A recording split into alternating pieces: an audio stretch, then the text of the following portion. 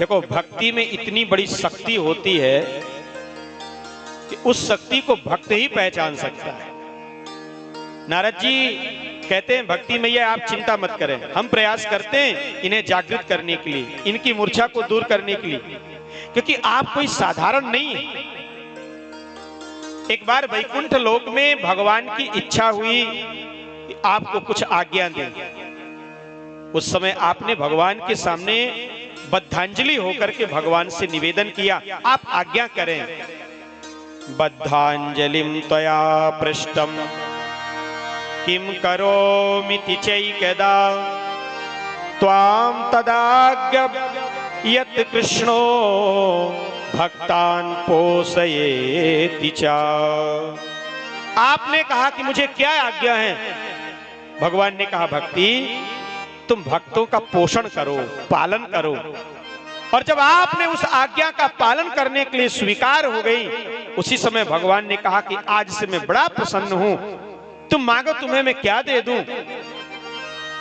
तो भक्ति मैया आपने कहा था कि एक मां तभी सुख का अनुभव करती है जब उसके बेटे होते हैं, तभी वो पूरी मां कहलाती है।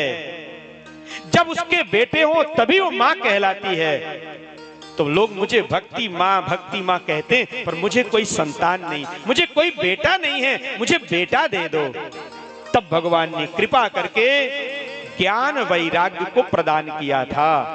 ज्ञान वैराग्य दोनों बेटा आपको भगवान ने दे दिया। आज से ज्ञान और वैराग्य तुम्हारे बेटा होंगे।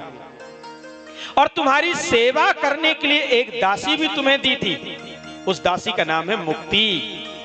देखो, ध्यान से सुनना है महात्मा की कथा। भक्ति के पुत्र का नाम क्या है? ज्ञान और वैराग्य। जीवन में बहुत बड़े ज्ञानी बनना चाहते हो, वैरागी बनना चाहते हो, तो ज्ञान और वैराग्य के पीछे मत भागो, भक्ति के पीछे भागो। भक्ति मिलेगी तो बेटा अपने आप चले आएंगे। तो भक्ति को क्या मिले? दो पुत्र मिले, ज्ञान और वैराग्य। मुक्ति के पीछे भी मत दौड़ो। यदि जीवन में भक्ति आएगी तो भक्ति के दासी का नाम है मुक्ति। मुक्ति प्रदान किए। इसलिए हमारे यहाँ कहते हैं कि सबसे बड़ा यदि कोई है तो वो भक्त है। भगवान से भी बड़ा कोई है तो वो भक्त है। क्यों?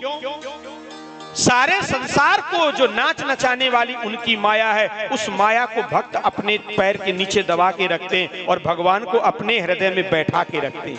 माया को पैर के नीचे दबा के रखते हैं और भगवान को हृदय में बैठा के रखते हैं। इसलिए भगवान से भी बड़ा भक्त माना जाता है। देखो, मुक्ति की प्यास का नाम है मुमुक्षा। कुछ सूत्र याद रखना कथाओं से। मुक्ति की प्यास का नाम है मुमुक्षा और ज्ञान की प्यास का नाम है जिज्ञासा। जिज्ञासु और मुमुक्षु ये दोनों साधक कहे गए हैं, किंतु भक्त स्वयं सिद्ध कहा गया है। भक्त तो सिद्ध है। क्यों? क्योंकि भक्त के अधीन भगवान है।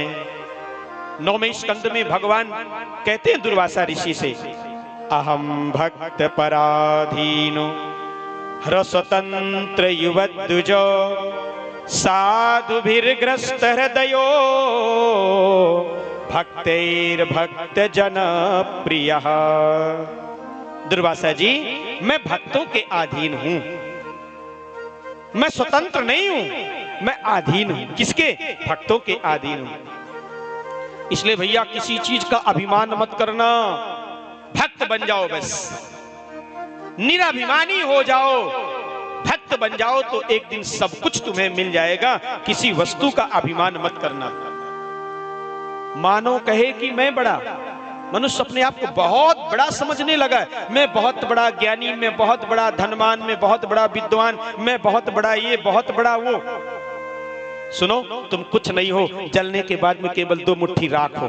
तुम्हारी बस इतनी औकात है, इससे ज्यादा कुछ नहीं। ये व्यर्थ का अभिमान क्यों पाल के बैठे हो? मैं ये, मैं ये, मैं ये। अभिमान तो किसी चीज का करो ही नहीं। और करने लायक यदि कुछ है तो एक ही अभिमान करने लायक है। अस अभिमान जाई जनि भोरे, मैं सेवक रघुपति पति मोरे। हमारे केवल ठाकुर जी हैं और हम ठाकुर जी के हैं, यही अभिमान सच्चा है, बाकी सारे अभिमान व्यर्थ है। तो मानो कहे कि मैं बड़ा, तो तू इतना बड़ा तो फिर धरती में क्यों खड़ा, आसमान में उड़।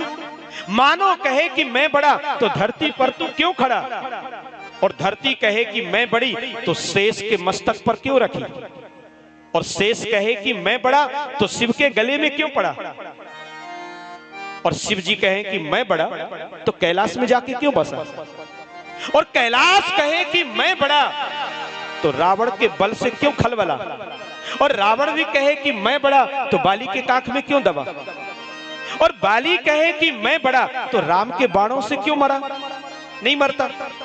और यदि राम भी कहे कि मैं बड़ा, तो भक्तों के हृदय में क्यों बसा, भक्तों के हृदय में जाकर के क्यों बस गया। किसी ने सुतीक्षण जी से कहा कि राम आ रहे हैं, देख लो। सुतीक्षण ने कहा देखने की जरूरत नहीं है, राम तो सर्वव्यापक है। सुतीक्षण ने अपने हृदय में प्रकट करके दिखा दिया कि राम वहां तो दिखाई दे लोगों को, पर राम तो मेरे हृदय में है। तो भक्त में वो शक्ति है कि वो परमात्मा को हृदय से प्रकट करके दिखा देता है। हनुमान जी ने तो अपने सीने को फाड़ के दिखाया। तो कौन बड़ा हुआ, भगवान की भक्त। सबसे बड़ा तो भक्त है जो परमात्मा को भी अपने हृदय में समाहित कर लेता है, बसा लेता है। इसलिए अभिमान तो करो ही नहीं किसी का, भक्त बनो, सब इच्छाएं तुम्हारी पूरी होंगी। भगवान की मंगलमयी कथा अभूतपूर्व कही, ज्ञान वैराग्य को जगाने के लिए बार बार प्रयास किए। वेद वेदांत घोषैश्च गीता पाठैर मुहुर्मुहुर, ज्ञान वैराग्य जब जागृत नहीं हुए, तब नारद जी को आकाशवाणी सुनाई दी, सत्कर्म करो। सत्कर्म यज्ञ से ज्ञान वैराग्य जागृत होंगे, भक्ति के दुख की निवृत्ति हो जाएगी। नारद जी ने सबसे पूछा ये सत्कर्म यज्ञ क्या है, किसी ने बताया नहीं। बदरी बन गए, सनकादि महात्माओं को बताया। सनकादि महात्माओं ने कहा कि नारद जी सत्कर्म यज्ञ भागवत को ही कहते हैं, श्रीमद् भागवत ही सत्कर्म है, और कौन सत्कर्म हो सकता है। ज्ञान यज्ञ स्मृतौ बुधे, विद्वान लोग इसी को सत्कर्म यज्ञ कहते हैं।